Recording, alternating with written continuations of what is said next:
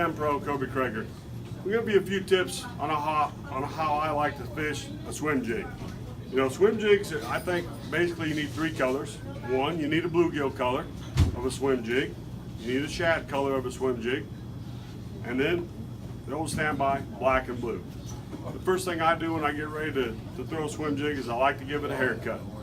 I got fat fingers. I put my fingers right at the base of the hook, and I like to cut it off nice and straight. Now it's ready to go.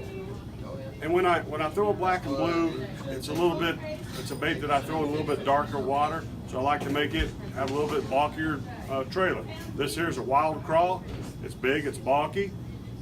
I put her on the back of that jig, you know, and you can play with it a little bit. You may have to pinch a little off the nose, make it a little shorter if the fish are short strike a little bit. Or, you know, I start off big and bulky, and then I can always reduce the size and pull it up and make it a little bit shorter.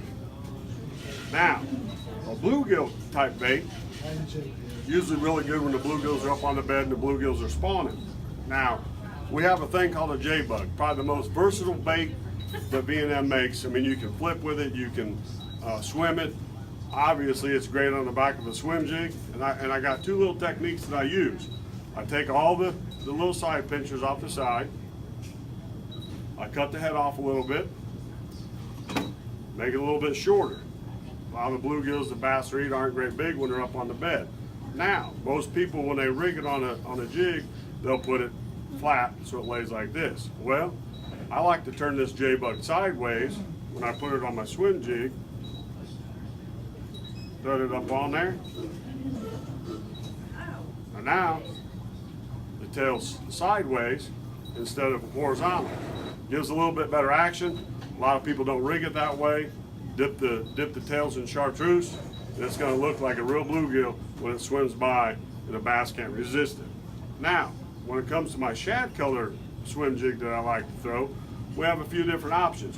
You can put a little thunder shad on it. We got a high tail shad you can throw on the back of it. You can use a J-bug, but most of the time I prefer this little thunder shad junior. Once again, I'll pinch the head of it off. I slide it on the swim jig.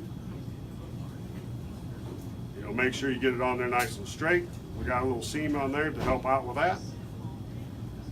You put it on there. Now I got me a shad colored swim jig, and guess what? Shad spawning. This is deadly.